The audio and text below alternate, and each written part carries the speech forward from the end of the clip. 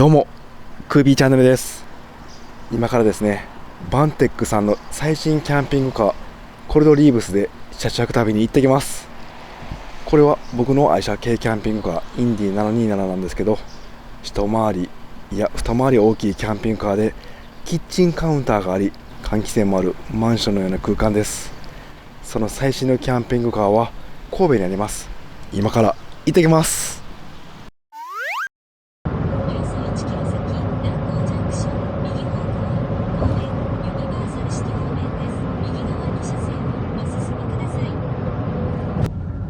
あ、ここですね。到着しました。ボンズキャンパー神戸店さんです。つい先日オープンしたばかりのキャンピングカーレンタル屋さんです。アクセス抜群で、もうすぐそこが三宮になります。ここに新型カムロードベースのコルドリーブス、いわゆるキャブコンが置いてあります。この新型借りれるのは今のところここだけだと思います。このキャンピングカー、なんといってもベースが新型カムロード、リアダブルタイヤになりました。走行の安定性能格段にアップしました。スペックなどはこちらにまとめておきます。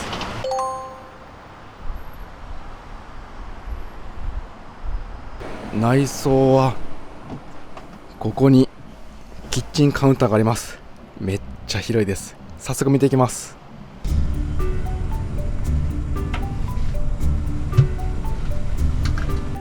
入ってまず一番最初に感じたのが、こちら横幹線道路走っているんですけど、中はドア閉めるとかなり静かです。遮音性は高いようです。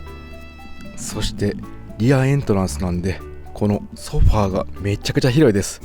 自分も今ライトキャブコンも所有しているんですけど、本当はこのリアエントランスを探してました。このリアエントランススタイルだと、このソファーをここにはめれば、ここ常設ベッドみたいに使えます。なので子供とかをここに遊ばしといて、大人2人ここで食事することもできます。そしてなんといってもこのキッチンカウンター、ガスコンロとここに流したいギャレがあります。そして上にはこれすごい気になってたんですよね、換気扇がついてます。これだったら車内に料理しても匂いがこもりません。今日の車中飯はここで匂いの出るものを焼いてみて検証してみたいと思います。こちらはマルチルームになります。かなり広くてトイレも十分に置けます。換気扇もありますね。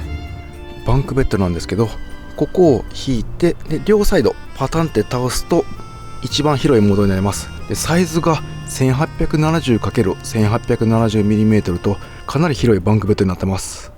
メインベッドはこちら全面になります。でサイズが 1950×1870mm です。今日はこちらに寝るときに実際のベッド展開のタイムも測ってみたいと思います。まだ詳しく説明が必要ですが、今回は旅をしながら実際に使っていき、使用感などをお伝えします。自分がすごく気になっているのが走行性能です。新型カムロードのダブルタイヤにこちら標準でなんとかやばせ V サスアドバンスというショックが前後4本入っています。乗り心地と走行安定性がさらにアップ。ボディがソリッドエアフレームと呼ばれるものを採用して、ボディ剛性がさらに上がっていて、特に高速道路のコーナリングが安定するようです。今日は淡路島に行きます。強風で有名な明石海峡大橋を渡り、走行性能を体感しお伝えします。それでは安全運転で行ってきます。はい、街乗り15分ぐらい運転したんですけど、このエンジンが 2.8 リッターのディーゼルターボなんで余裕の走りです。0から60キロまで信号スタートもうスムーズに走ってくれます。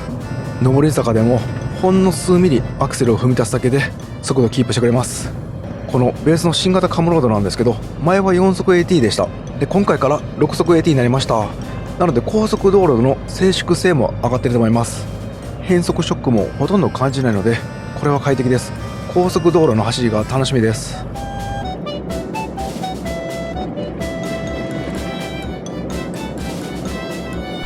じゃあ間違えずに経由ですね。それでは満タン砲で帰りも同じ条件で測りたいと思います。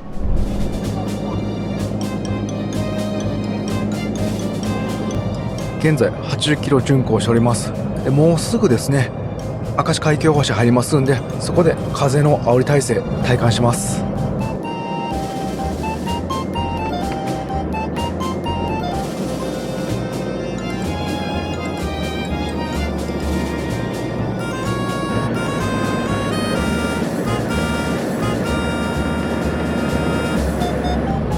はい、現在かなり風が強く、吹き流し真横でした。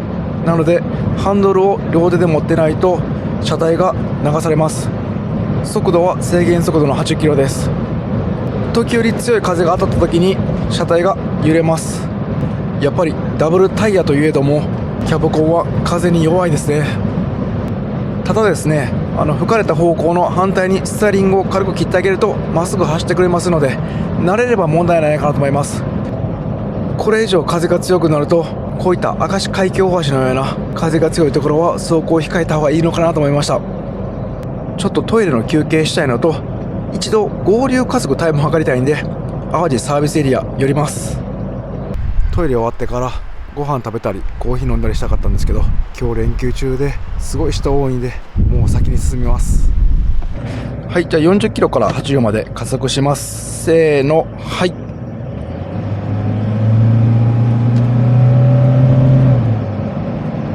走行速度にご注意ください。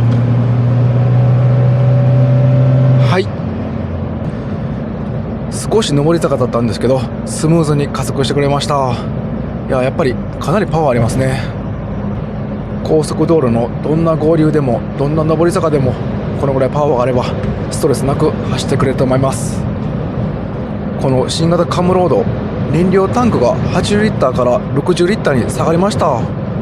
ただエンジンの排気量は3リッターから 2.8 リッターに下がってパワーが変わってないので、少し燃費は良くなっているのかもしれません。この辺今回の燃費検証が楽しみです。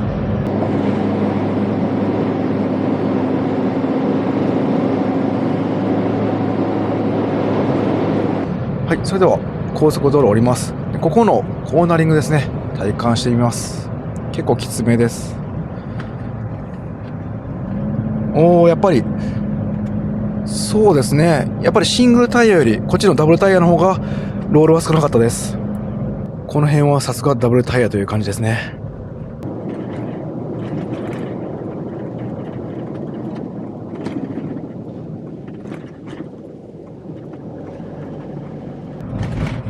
いやー、海がめっちゃ綺麗です。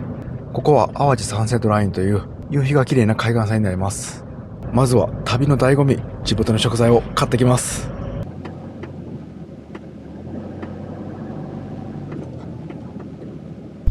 はい、到着しました。お目当ての淡路ビーフが購入できるお店です。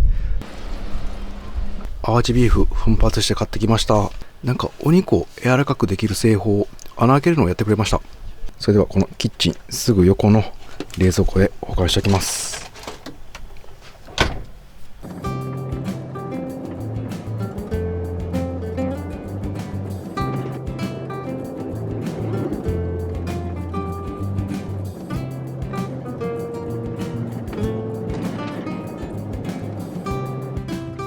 うわ、絶景です。もうほんと海すぐ横です。はい、到着しました。結構広い駐車場ですね。いや、めっちゃ気持ちいいです。今日はちょっと曇りなので夕日が見えないんですけど、うっすらオレンジに色ついた空が見えます。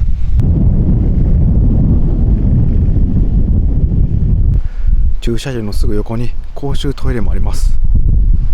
で、自分駐車場ちゃんと止めたと思ったんですけど、こんな感じではみ出してました。で、少し前に行ってから中で休憩します。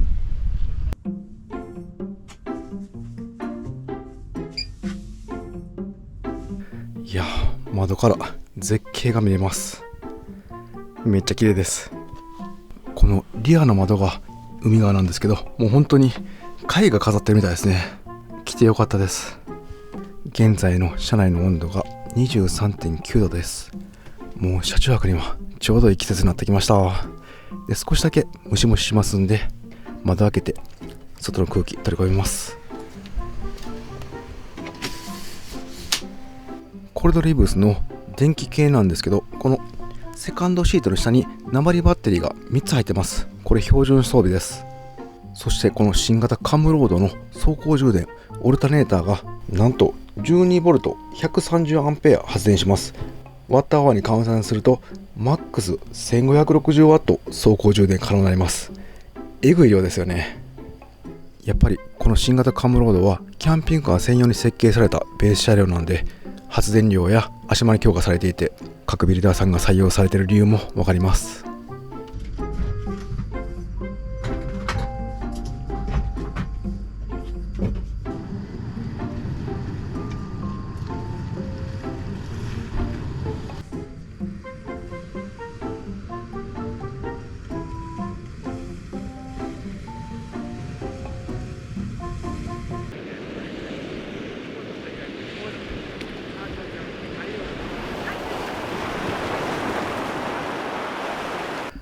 もう聞こえるのは波の音だけです。で、こっからですね、車で15分ぐらいのところに温泉があります。9時までやってるみたいなんで、まずは一風呂浴びてきます。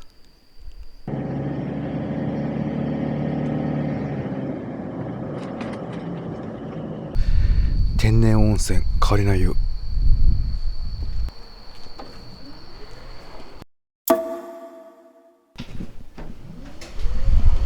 いいお湯でした。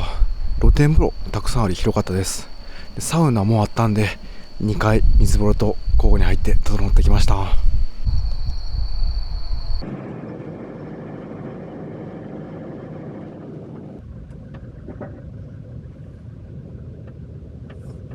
うに見えるんですけど、これ風が強くて砂ぼこりが舞ってる状態です。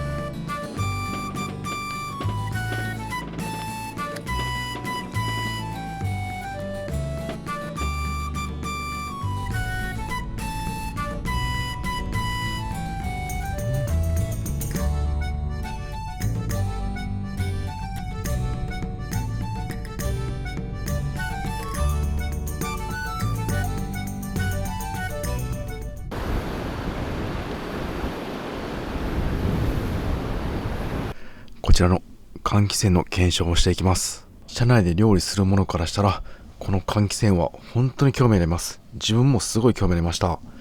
こちらがライトですね。で、ここのスイッチを押すと換気扇が回って空気が吸い込まれて外に排出されます。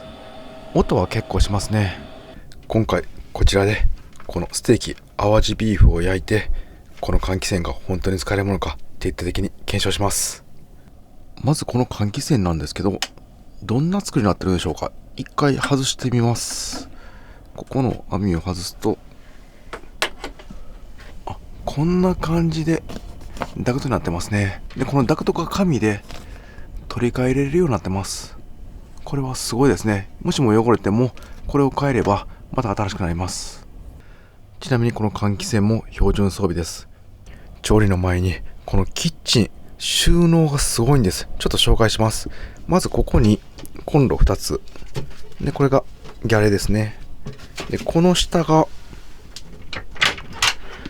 タンクになってます。で、ここにカセットボンベをさせます。で、ガスが使えます。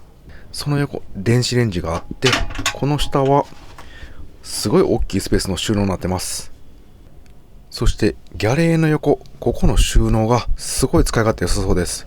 この下のところはこういったサランラップなどの長尺物を置いて、なんか紐とかで絞れば大丈夫そうですね。で、ここは調味料とかこういったキッチンペーパーとか置けそうです。この上がまた広くて、ここかなり奥行きあります。なのでお皿とかいっぱい置けます。その横は横幅の広い収納スペースあります。まだまだあります。この横さらに2つ収納スペース、そしてこの下便利ですよね。調理台がもう一つあります。結構広いんで、具材切ったり、盛り付け用のお皿が置いたり、あとはここでお鍋したりとか、いろんな調理に使えそうです。調理台の下は、ここの小さい収納スペースと、ここは下駄箱です。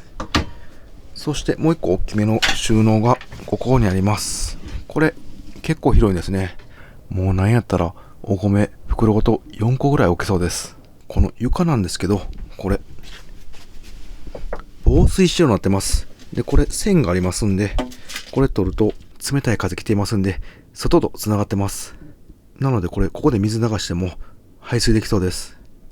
自分20代中盤の頃、東京で家賃6万5千ワンルームマンション借りていたんですけど、そこのキッチンより正直広いです。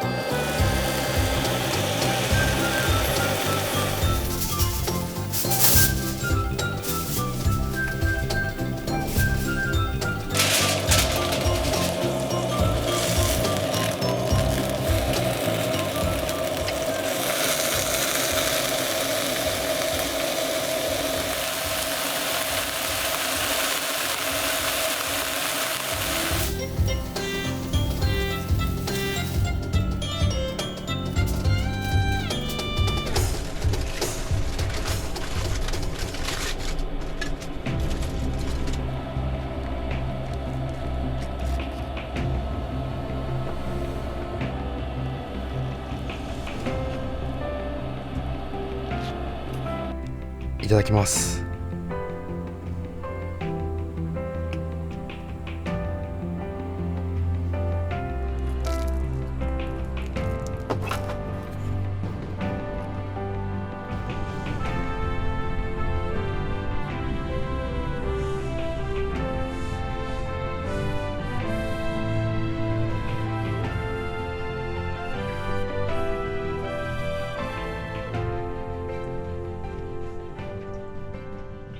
ごちそうさまでした。いやー、幸せな時間でした。換気扇、今はもう切ってます。結構音するんで、食べてるときは切っておきました。調理中はこのリアの窓開けて、ここから空気を取り入れて、この流れでステーキの匂いを排出しました。今のところ匂いはしていないです。多分成功したと思います。ただ鼻が慣れてるっていうのもありますんで、明日の朝また起きて散歩してから検証したいと思います。洗い物なんですけど、今日はこのお皿はサランラップで、まな板の方はまな板シートを敷いていたので汚れていません。なので包丁とこのフライパンだけここのギャレで洗って、ギャレの使い心地を確かめます。はい、洗い終わりました。やっぱりちょっと狭かったですね。少し洗いにくかったです。ただ一つずつ洗えば問題なく洗えました。それではもう歯磨きも済ましてベッド展開しておきます。今回ベッド展開は2回目になります。こちらのテーブルを下に下げて、あとはソファーのマットを埋めていくだけで簡単に全面ベッドが完成します。今回も完成までのタイムを測ってみます。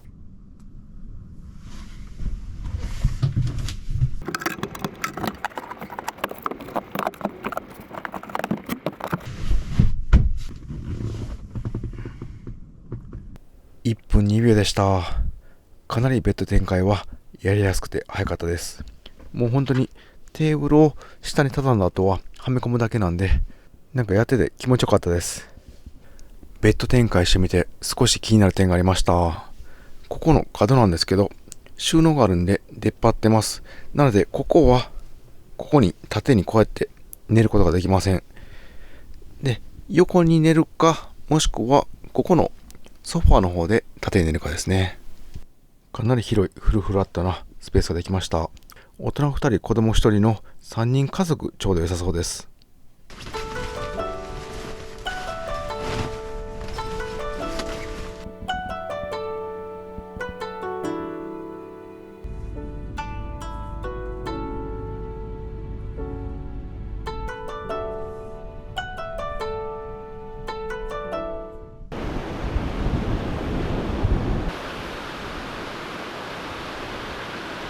今までいろんなキャンピングカーで車中泊させてもらったんですけど、このキャンピングカーかなり上位に入ります。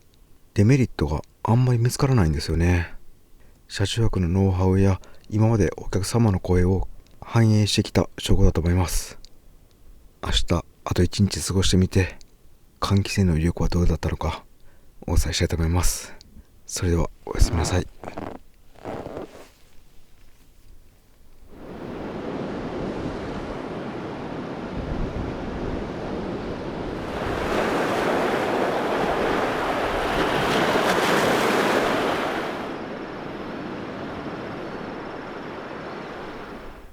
おはようございます。夜中静かでぐっすり眠れました。このソファーのマットもすごい柔らかくて体も痛くなってません。車内少し暑いです。今現在の中の気温が 25.7 度、外気温が 21.2 度です。窓開けて空気を入れ替えます。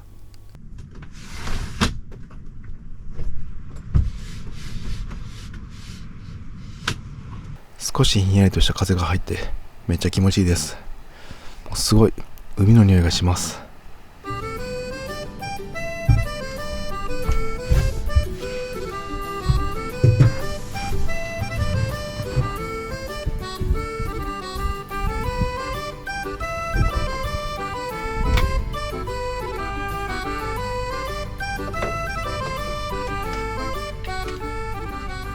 いやー、ほんと気持ちいいです。キャブコンって背が高いので窓も高くなるのでちょうど目線と合い絶景が拝めます。昨日のステーキの匂い、換気扇の検証なんですけど、今のところ車内は全然匂いしません。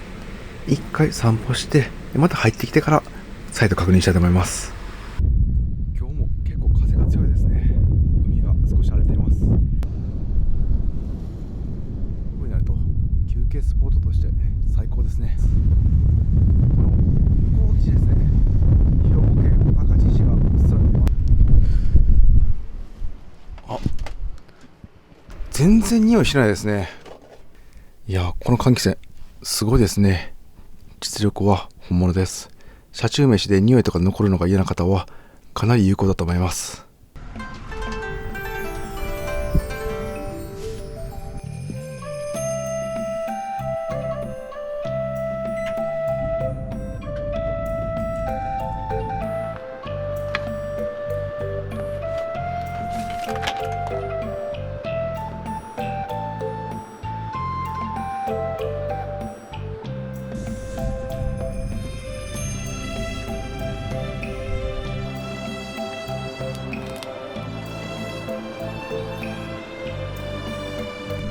いただきます。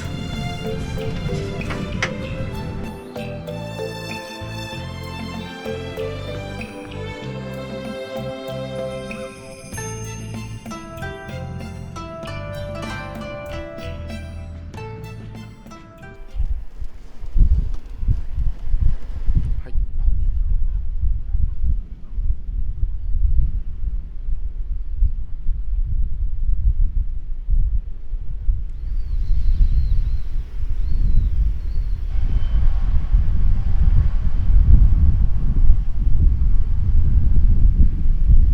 海の絶景見れるのも楽しいですが、このキャンピングカーの屋根見れるのもすごいワクワクします。これがトイレの換気扇ですね。ソーラーパネルついてます。で、あれがマックスファンで、これですね。これが換気扇の排出口になります。こんな感じになってるんですね。それでは車内戻って、今回の車中泊旅で新型カムロードコルドリーブス使ってみて感じたメリットデメリットをお伝えします。まずは2日間電気使用して残ったバッテリー残量なんですけど、鉛バッテリー 100A3 台で 300A 搭載されています。で、現在は 222A です。で、バッテリーのパーセンテージでいうと 74% になりました。照明はもうフルで全部つけた状態でした。電子レンジも1回しました。で、電気調理なんですけど、自分ここに AC コンセントあるの気づかなくて、調理はこのポータブルバッテリーを使いました。今からまた1時間走行しますんで、74% から走行充電で何%まで回復するか検証してみます。今回の検証でこの換気扇がかなり有効なことが分かりました。そしてここに換気扇があることにより、マックスファンが前に設置されています。これも見逃せません。マックスファンを吸気にすればこの位置なんで、座りながら直接冷たい風を浴びることができます。そしてすごくいいなと思ったのが、このソファーエリアとキッチンエリアの仕切り板です。ここにあることにより、匂いの原因となる油跳ねなどがソファーエリアには行きません。そしてあとはもうこうやって拭き取るだけで綺麗になるんで、掃除が楽ちんです。これだったら家のように本格的な調理も旅先で可能ですね。リアエントランスのレイアウトだと、後ろとこの両サイドに大きい窓があるので、どの向きからでもいい景色が見れます。景色を見るために車の方向を考えて駐車しなくてもいいですね。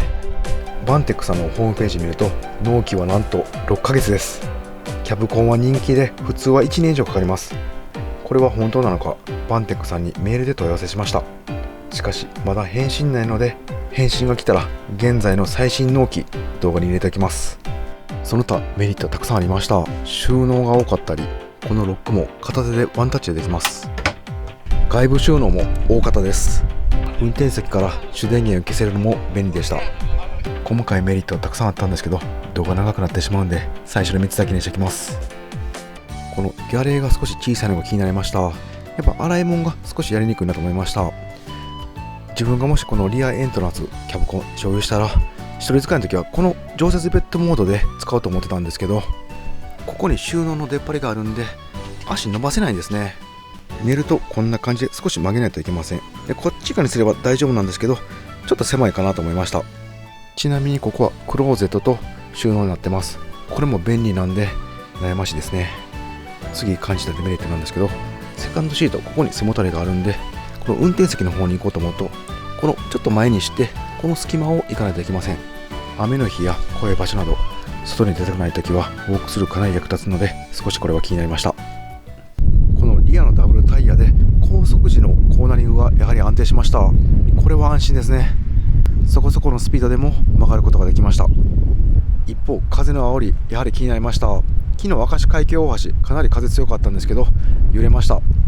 ただ1車線持ってかれるとこまではいかないので、修正ハンドルすればまっすぐ走ってくれました。やはり揺れないキャブコンはないということですね。帰りも強風の明石海峡大橋渡ります。ゆっくり気をつけながら走行します。運転中かなり眩しいので、この銅入りのドライビングサングラス買いました。じゃあこれつけて安全点で行ってきます。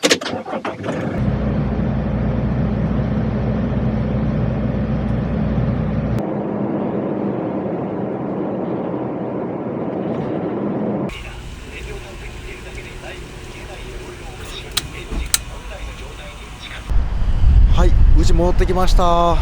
いやー楽しい旅でした。走行中で見てみます。86% になりました。出発の時は 73% だったんで 13% 増えました。本来1時間で着くとこなんですけど、神戸市内入ってから渋滞してたんで合計1時間半ぐらい走行してました。